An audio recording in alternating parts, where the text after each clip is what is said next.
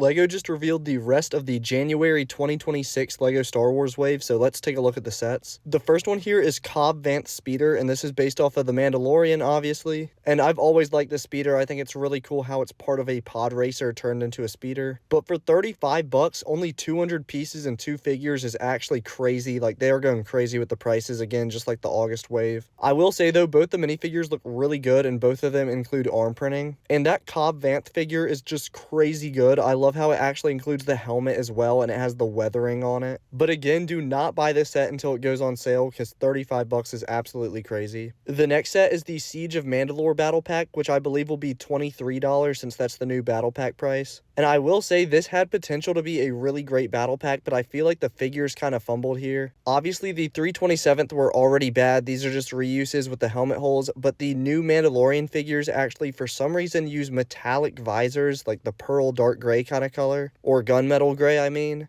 instead of just using black visors like they're supposed to. I will say though, I think it's really cool and creative how they actually have the disc shield that's like on the Mandalorian's arm piece, represented with that circular clear disc. And I also think the speeder build is pretty cool, even though it is a little bit small. And then also that other build, which is like the kind of setup for the 327th to hide behind, being some kind of barricade, and that just does not look that good to me. But on my YouTube, I'm definitely going to have to make a full upgrade video for this set, so stay tuned for that. The next set is a $10 one, which is the Mandalorian speeder bike, and it was heavily rumored that this set was going to come with the UCS Mando figure, which only ever came in that set, but we're actually getting the standard Beskar one in this set that's come in a lot of sets. And it's not anything exciting here, but I do think that this is still a good set, even though it doesn't include that exclusive figure, just because it's a very cheap way to get both the Mandalorian and Grogu, and the speeder bike's a pretty cool build as well. And obviously, with the movie coming out, this will be a very cheap way to get both the characters. And actually, now that I'm looking at it a little bit more, I feel like the speeder build could have been better, especially near the part where Mando's sitting. I feel like it's just kind of flat in the back. But the next two sets are just really bad. We have a Shock Trooper mech, which I have no idea why they're making this. They've done Vader, a Stormtrooper, and like Luke Skywalker, which are very iconic characters, which makes sense to get mech sets.